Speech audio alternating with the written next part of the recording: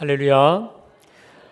오늘은요, 전 세계의 모든 개신교 교회가 종교개혁주일로 지키는 주일입니다. 종교개혁의 주인공은 당연히 독일의 마틴 루터를 통해서였는데, 루터는 원래 이렇게 원대한 종교개혁을요, 꿈에서조차 상상해 본 적이 없었습니다. 단지 자신을 온갖 고뇌로부터 자유케 하셨던 이 말씀, 오늘 우리가 봉독한 이 말씀 때문에 큰 은혜를 받고 이 말씀 가운데 자기 변화, 자기 개혁, 자기 쇄신을 경험하였고 그 연장선상에서 종교개혁이라고 하는 이 거사로까지 연결이 되었는데, 오늘은 또 독일의 종교개혁 주일이니까 루터의 믿음의 순례 여정을 함께 살피면서 루터를 변화시킨 말씀 가운데 우리도 역시 함께 은혜 받고 변화될 수 있기를 주님의 이름으로 축복합니다. 종교개혁은요, 지금으로부터 정확히 502년 전, 그러니까 1517년 10월 31일 날, 그 당시 비텐베르크 대학의 무명의 교수, 어린 교수였습니다. 무명의 교수였던 루터가 비텐베르크 성당 이 정면 입구에 가톨릭의 부패에 대한 95개조의 이 반박문, 95개조의 논조를 부착한 것이 도화선이 되었습니다. 그리고 이 95개 중에서도 가장 심각했던 것이 무엇이었냐면, 사실은 이 95개조를 붙이게 된 이유도 바로 그것 때문이었습니다. 이 면죄부에 대한 것이었습니다. 이런 겁니다, 여러분. 16세기 초에 당시의 교황이 레오 10세가 있는데, 이 사람은요, 로마에 있는 성 베드로 성당을 이제 건축을 착수했습니다. 자, 그런데 이를 위해서는 천문학적인 자금이 많이 필요했다는 것입니다. 그래서 가톨릭 교회는 유럽 전역에 면죄부 판매에 열을 올리게 됩니다. 자, 여러분, 면죄부라는 게 이런 겁니다. 그러니까 죄를 면해준다고 하는 이 장부인데 이런 거예요. 돈이 이 헌금궤 밑바닥, 헌금 바닥에 찰랑하고 떨어질 때마다 연옥에 있던 사람이 천국을 간다는 거죠. 여러분, 이게 뭐냐면 그 당시 중세시대에는 사람이 죽으면 지옥이나 천국이 아니라 일단 연옥을 간다는 거예요. 연옥을 갔다가 이 면죄부에 의하면 성 베드로 성전을 건축을 위한 성전 헌금 잘 냈을 때 찰랑하고 동전 소리가 나면 어디로 올라가요? 천국으로 올라가는데 돈 소리가 안 나면 연옥에 있거나 그냥 지옥으로 내려가거나. 이런 말도 안 되는 거죠. 이 사기 아닙니까? 이러한 사기성으로 사람들을 기만하고 있었습니다. 자, 그런데 그나마 그렇게 걷어들인 돈을 가지고 성 베드로 성전을 짓는 게 아니고 거의 50%, 60% 정도는 교황이 착복을 해요.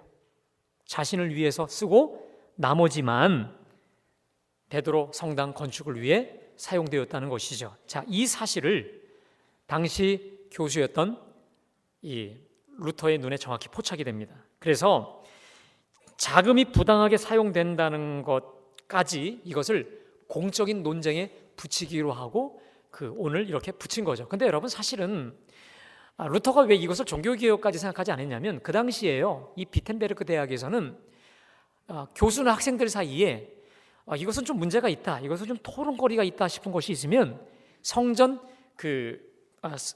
성당 앞 대문에다가 이걸 붙이면 누구나 그 게시판처럼 알고 그 다음에 그걸 가지고 토론에 붙이기도 하고 또 말기도 하고 이런 일이 있었다라고 하는 것이죠. 그런데 바로 그날 성당 정문에 95개조 논조를 종이로 써 붙였고 이것이 도화선이 되어서 종교개혁의 불이 번져나간 거죠. 만일 그때 그게 없었다면 아마 저와 여러분은 예수를 믿었을 텐데 우리 감리교회가 아니라 가톨릭 어디 성당에서 미사를 드리고 있지 않았겠습니까? 여러분, 원래 이 수도사였던 루터는요, 그가 항상 마음속에 고민하고 있었던 게 있었습니다. 그게 뭐냐면 죄의 문제였습니다. 물론 세상에 죄 없는 사람이 없는 법이라 웬만한 이 수도사들은요, 죄를 졌어도 그럴 수 있지, 회개하면 되지, 이렇게 쉽게 보통 넘어갔던 사람들이었는데, 반면에 루터는요, 성격이 좀 완벽주의적인 사람이었다고 합니다. 성격이 조용하고 소심했던, 근데 더 나아가 고지식하고 순수하기까지 했다는 거예요. 이 수도원의 규칙을 아주 100% 내가 할 수 있는 100% 철저히 지키고, 수련하고 금식하고 자기를 부인하고, 그리고 이 죄책감으로부터 벗어나고자 어느 추운 겨울날은요 3일 동안 꼬박 밖에서 혼이불 하나 덮고 눈발 내리는 곳에서 고행하면서 이 죄책감을 씻어보려고도까지 했다고 하는 것이죠. 그런데 문제는 이렇게 금식하고 수련하고 별 수련을 다 했지만 죄책감, 자신을 누르고 있는 이 죄책감에서 자유로울 수 없었고 영적인 만족은 전혀 없었다는 것입니다.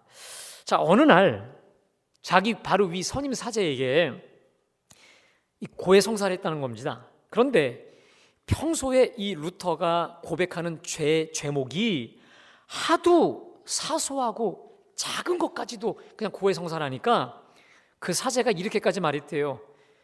야, 루터 제발 너 제대로 된 죄 좀 갖고 와.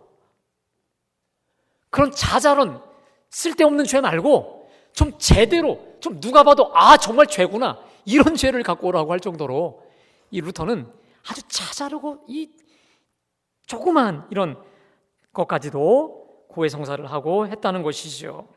자, 그런데 어떤 경우로도 마음의 죄책감으로부터 해결될 수가 없었다는 것입니다. 그리고 루터는 어느 날 일기에 이렇게 기록했다고 합니다. 나는 죄인들을 벌하시는 의로운 하나님을 은밀하게 증오한다. 드러내진 않았지만 나는 하나님께 너무도 화가 나 있다. 이 정도로 당시 루터의 하나님은 너무도 무서운 하나님, 의로운 하나님, 거룩하신 하나님, 그리고 루터하고는 너무도 멀리 떨어져 있는 그런 하나님이셨습니다. 도저히 죄책감에서 벗어날 길이 없었던 루터가 어느 날 출구를 찾습니다. 우리 가톨릭의 성지 로마로 가서 로마에 있는 그 빌라도의 계단, 옛날에 예수님이 빌라도 앞에서 신문을 받았던 그 28개의 계단이 있습니다. 한번 띄워줘 보실래요? 로마 성지에 있다고 합니다. 이렇게 28개의 계단을 걸어서가 아니라 기어서 몇 번 오르고 내리고 하면 하나님이 나의 정성을 기쁘게 보셔서 죄책감으로부터 해결해 주시겠다라고 했습니다. 죽어라 해도 온몸만 까지고 아프지 전혀 하나도 변화된 게 없습니다. 온갖 시리 속에 다시 독일로 돌아온 루터에게 어느 날 자신의 은사였던 슈타우비츠 교수가 이런 충고를 툭 던집니다. 루터, 성경을 한번 깊이 연구해 보게. 성경을 한번 깊이 연구해 보게. 그러다 보면 너의 그 영적 침체에서 벗어날 수 있을 거야. 이 조언을 듣고 루터가 드디어 성경 연구에 전념합니다. 여러분, 이게 뭐 그런가 보다 하지만 그 당시엔 굉장히 큰 일입니다. 왜냐하면 당시 가톨릭은요, 성경보다 전통이 중요합니다. 성경보다 해왔던 관행이 중요하기 때문에 그다지 성경 연구를 하지 않았습니다. 그리고 성경은요, 우리가 다 번역이 돼 있지만 그 당시는 모든 성경이 다 라틴어로 돼 있습니다. 그리고 성경이 아무에게나 주어지지 않아요. 그냥 100가정에 하나? 아니요. 그 정도도 주어지지 않아요. 너무도 희귀한, 인쇄술도 발달되지 않았기 때문에 성경도 구하기 어렵고 그나마 아주 비싼 돈으로 산 성경이 라틴어예요. 아무도 읽을 수 없는 감추어진 성경이었습니다. 루터, 성경을 한번 깊이 연구해보게. 이렇게 성경 연구에 전념하다가 드디어 오늘 쭉 읽어가다가 오늘 우리가 봉독한 이 로마서 1장 16절과 16절을 만나게 되고 이 두 구절 앞에 오래 머물게 됩니다. 여러분, 우리 16절 다 같이 봉독할까요? 자, 시작. 부끄러워하지 아니하노니 이 복음은 모든 믿는 자에게 구원을 주시는 하나님의 능력이 됨이라. 먼저는 유대인에게요, 그리고 헬라인에게로다. 아멘. 사랑하는 여러분, 우리의 복음은 절대로 부끄럽지 않습니다. 우리는 복음을 부끄러워하지 않습니다. 우리는 복음을 아주 당당하게 자랑하는 최고의 자랑꾼들인 줄로 믿습니다. 왜냐고요? 이 복음은 모든 믿는 자를 구원하는 하나님의 구원의 능력이 되기에 그런 줄로 믿습니다. 특별히 여러분, 이 말씀이 로마서 아닙니까? 로마인들을 향해 쓰여졌지 않습니까? 이게 뭘까요? 그 당시에 세계의 가장 막강한 나라가 로마입니다. 가장 막강한 로마의 군사력이, 로마의 저 문화가, 로마 황제가 이 세상에 그 누구도 단 한 사람도 구원할 수 없었음에도 불구하고 이 복음은 믿기만 하면 모든 사람을 살리고 구원하는 하나님의 위대한 능력이 아니겠습니까? 할렐루야. 자, 더군다나 루터가 17절에서 숨이 멎을 만큼 놀라운 깨달음을 얻습니다. 여러분, 사실 우리 개신교의 탄생은 로마서 1장 17절에서 탄생했습니다. 로마를, 이 사도 바울을 온전히 회심시킨 말씀이 바로 로마서 1장 17절입니다. 우리 다 같이 봉독합니다. 시작.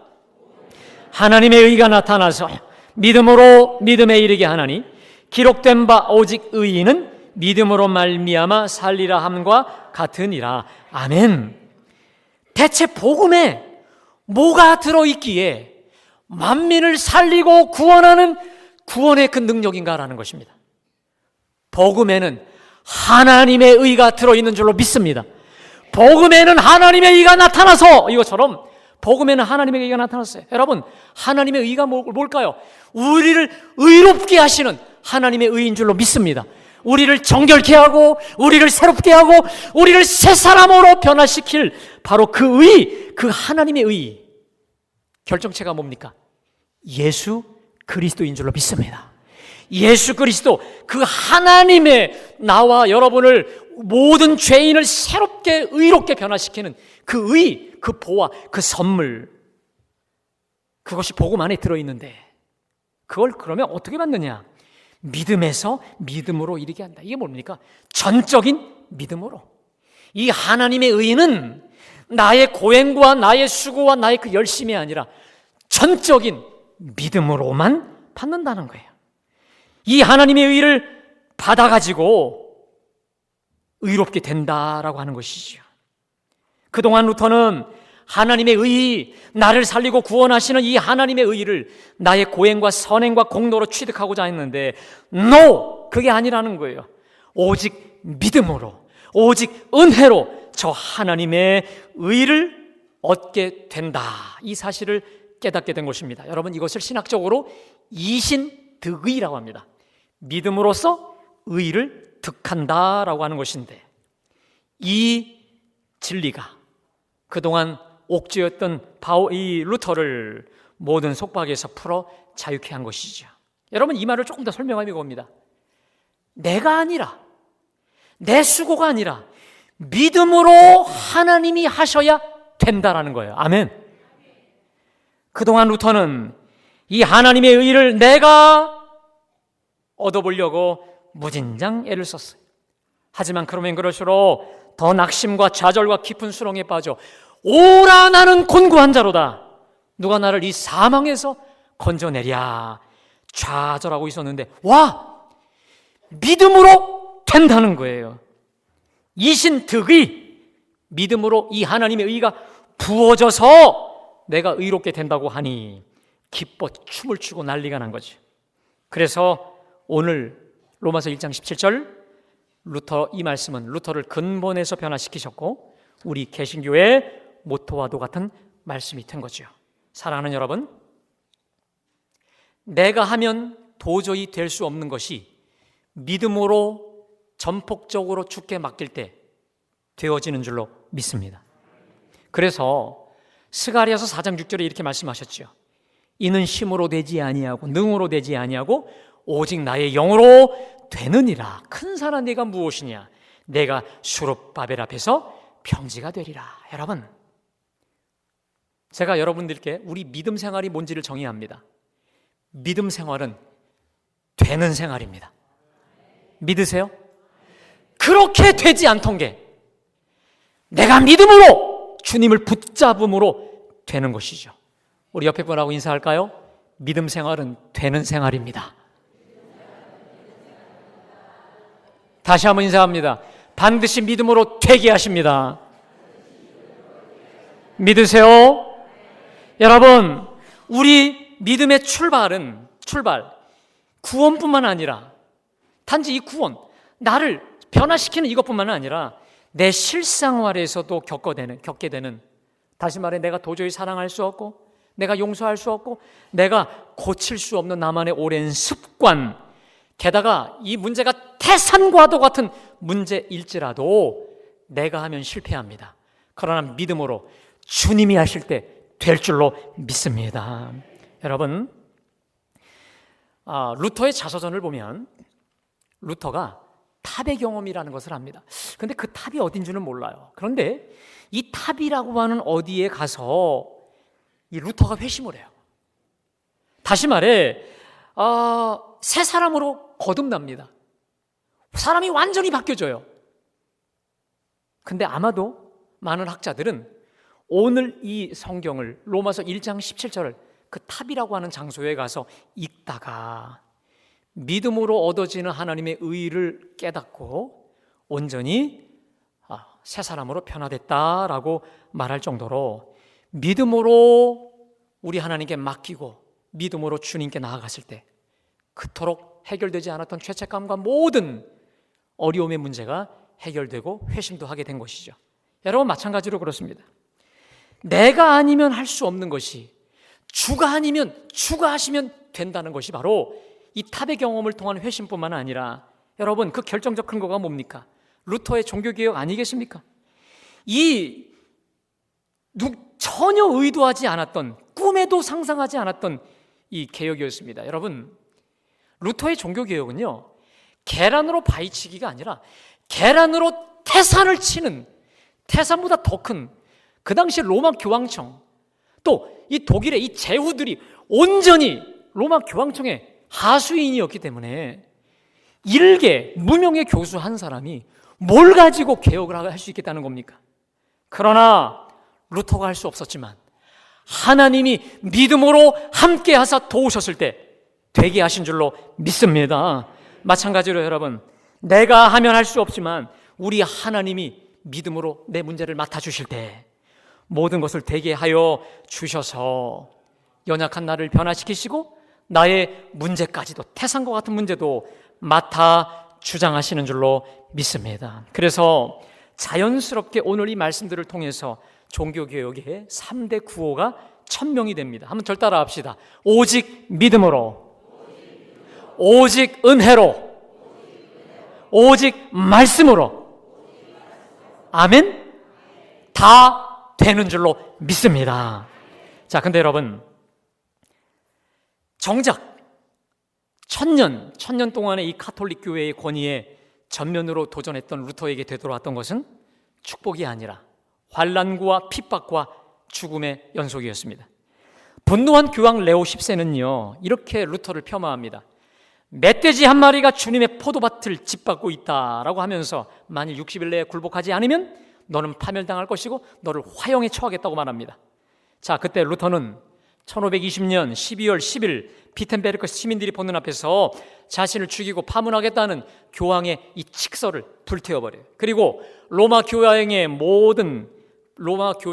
법전을 다 시민들 앞에서 불태워버립니다. 자, 이에 격분한 교황도 루터를 파문시키고 보름 속 국회에 소환을 시킵니다. 그리고 루터 자신의 모든 논제를 다 철회할 것을 요구합니다. 보름수 국회로 오라는 거죠. 자, 근데 많은 사람들이 알고 있었습니다. 여기 갔다가 반드시 죽인다는 걸 알고 있었어요. 자, 그때 루터가 자신을 말리는 지인들을 향해 이렇게 말합니다. 비록 보름수의 기왓장처럼 악마가 들끓는다 해도 나는 가리라. 그리고 교황 앞에 서서 분명히 선포합니다. 나의 양심은 하나님의 말씀에 사로잡힌 바 되어 있다.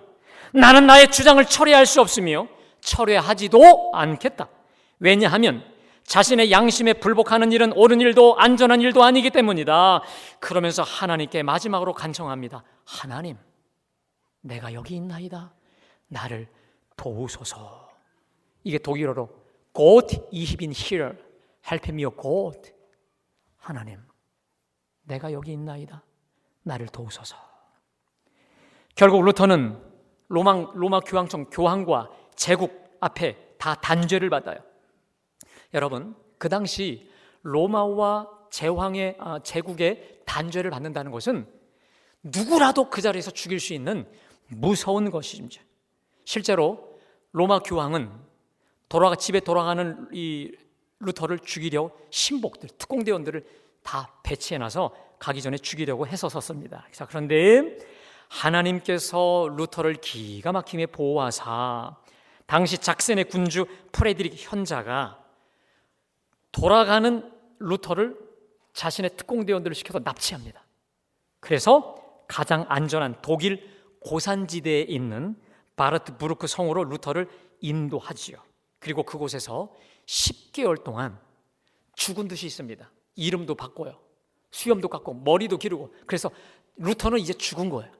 완전히 루터라는 인물을 세탁시킵니다.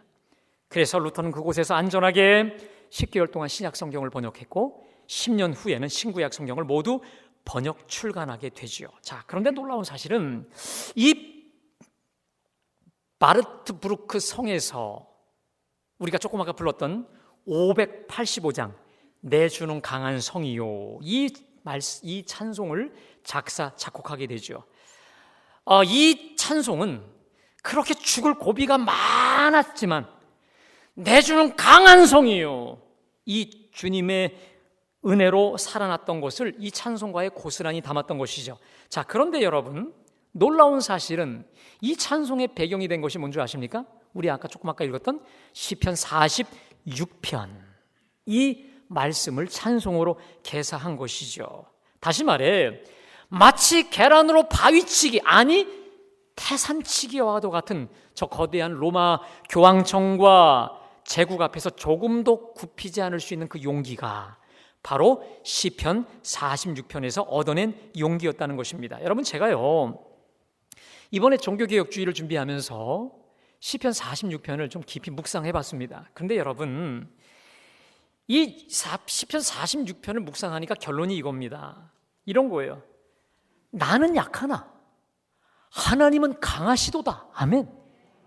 나는 부족하지만 하나님은 강력하시기 때문에 주님께 맡기고 주님께 모든 걸 맡겨드리면 전쟁의 용사 되신 하나님께서 되게 하시리라.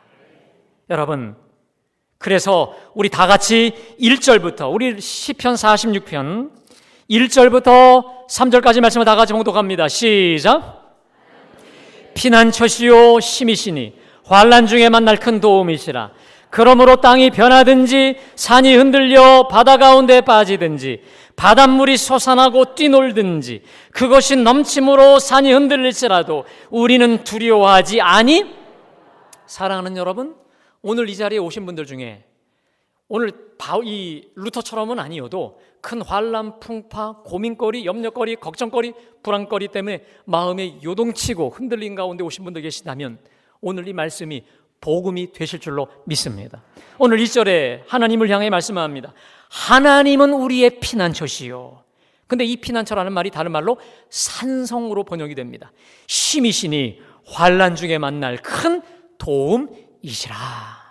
그러므로 땅이 변하든지 산이 흔들려 바다 가운데 빠지든지 바닷물이 솟아나고 뛰놀고 별 나를 흔들어도 나는 두려워하지 아니하리로다. 산성 안에 있는 한, 하나님의 산성 안에 있는 한 나는 그 누구도 두려워 떨지 요동할 이유도 없다는 겁니다. 여러분, 이게 참 신기합니다. 이 찬송가를 지을 때 이 루터가 바르크부르트 뭡니까? 성이 있잖아요. 근데 이 독일에는요 유명한 성은 산 꼭대기에 지는데 산 꼭대기 높은 곳에 산성을 짓잖아요.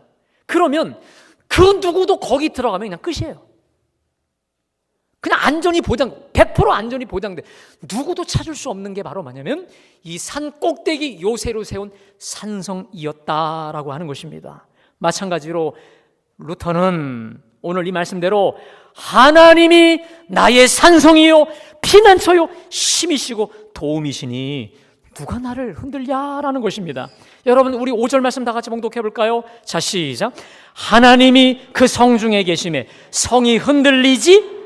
예, 이 성 중에 주님이 계신데 누가 나를 흔들까라는 것입니다. 7절에 만군의 여호와께서 우리와 함께 하시니 야곱의 하나님은 우리의 피난처시리로다. 아멘.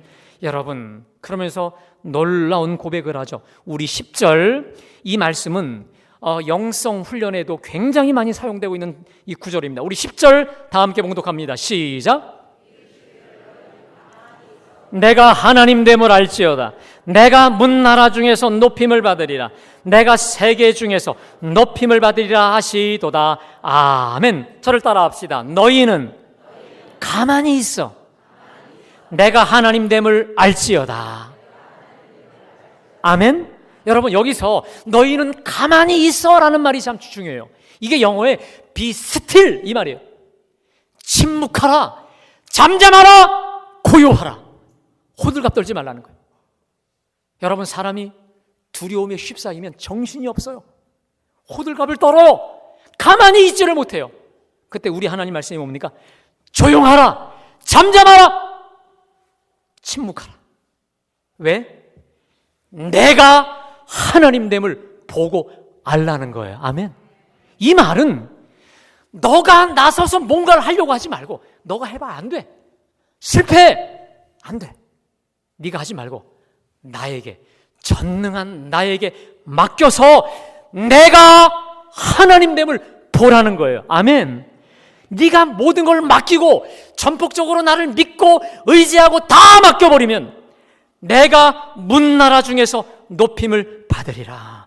내가 세계 중에서 높임을 받으리라. 아멘. 이게 뭘까요? 나는 할 수 없어요. 내가 하면 실패해요. 주님께 전적으로 모든 걸 맡겨버리면 전능하신 하나님께서 전쟁의 용사가 되셔서 나의 모든 문제를 다 맡아주셔서 주님의 영광을 보여주시겠다는 거예요. 당신의 살아계심을 보여주시겠다는 거예요. 당신의 기적과 역사를 내 앞에서, 만방 앞에서 떨쳐 보이겠다는 거예요. 여러분, 전쟁의 용사가 되셔서 싸워주시겠다는 거예요. 아니나 다를까 8절을 보십시오. 와서 여호와의 행적을 볼지어다.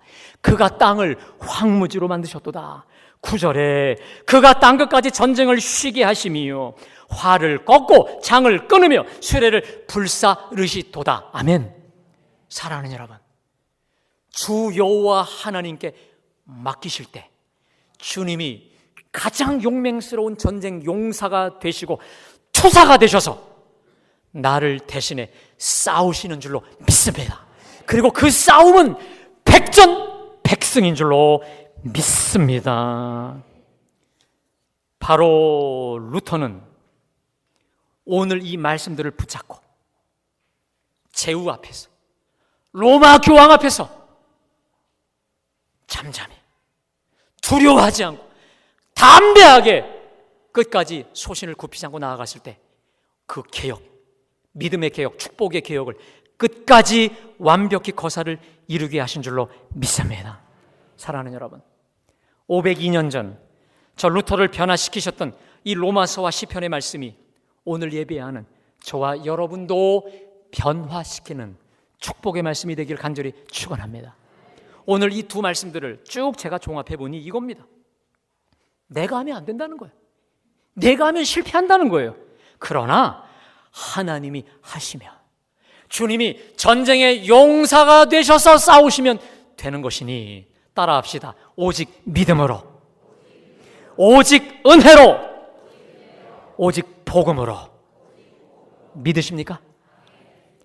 여러분, 지금 우리나라 각계각층에서는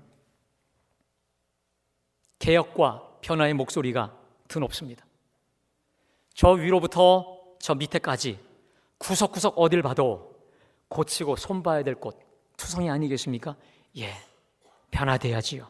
개혁돼야죠. 고쳐져야죠. 그런데 여러분, 오늘 종교개혁주의를 맞이해서 저 루터의 개혁을 보십시오.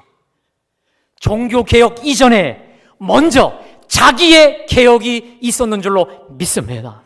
조용히 말씀 앞에서 하나님과 독대함으로써만 주어지는 자기의 변화 개혁, 개조가 있었고 그 이후에 종교 개혁으로 이루어지지 않았습니까? 그러므로 진정한 개혁은 먼저 나로부터 시작돼야 될 줄로 믿습니다. 진정한 개혁은 그 누구 앞에서가 아니라 우리 하나님 앞에서 먼저 이루어져야 된다는 거예요. 그래서 진정한 개혁은 경건을 동반한 개혁이요, 믿음의 개혁이요, 은총의 개혁, 다시 말해 오직 믿음으로, 은총으로, 말씀으로의 개혁이 이루어질 때 나도 너도 우리 모두도 살리고 더불어 함께 살게 하시는 줄로 믿습니다. 그렇다면 여러분, 오늘 말씀 앞에서 나를 돌아보십시오. 나는 과연 어디에서 새로워져야 될까요? 하나님 앞에서 나는 도대체 무엇이 개혁돼야만 되는 것입니까? 하나님께서 저와 여러분에게 지혜와 계시의 영을 더하셔서 깨닫게 하시고 새롭게 개혁시켜 주시기를 주님의 이름으로 간절히 축원합니다. 아울러 여러분, 502년 전처 루터를 새롭게 변화시켰던 하나님께서 오늘 예배하는 저와 여러분을 말씀과 복음으로 날마다 새롭게 변화시키시기를 간절히 축복합니다. 어떠한 말씀을 읽든지 듣든지 그 말씀이 저와 여러분을 살리고 개혁시키는 생명의 등불이 되기를 간절히 축복합니다. 특별히 여러분, 내일부터 우리 교회에서 3일 동안 종교개혁주일 502주년 기념으로 성동 광진지방 부흥성회가 개최가 됩니다. 여러분, 지방연합성회지만 어디서 개최가 된다고요? 그럼 이것은 어느 부흥회입니까? 우리 부흥회죠? 우리 부흥회니까 누가 이 자리를 많이 채워야 될까요? 점점 갈수록 소리가 작아지고 있습니다, 여러분. 연합 부흥성회지만 우리 교회에서 하는 거면 우리 갈보리의 부흥 집회인 줄로 믿습니다. 특별히 김영호 목사님은 위대한 부흥사시고 말씀이 귀하신 분이신데 이 말씀을 통해서 또 다른 우리 내면의 개혁, 신앙의 개혁, 우리 삶의 개혁과 내 존재와 모든 주변의 계획이 이루어지는 축복의 전환점, 은총의 전환점들이 되기를 주님의 이름으로 간절히 축원합니다. 축원합니다. 자, 오늘 우리 주신 말씀 기억하시면서 우리 루터의 이 찬송, 내주는 강한 성이요, 여러분 그때 그 당시의 분위기를 가지고 우리 힘있게 찬양하겠습니다. 우리 장수 되신 주님을 의지하여 힘있게 찬양합시다.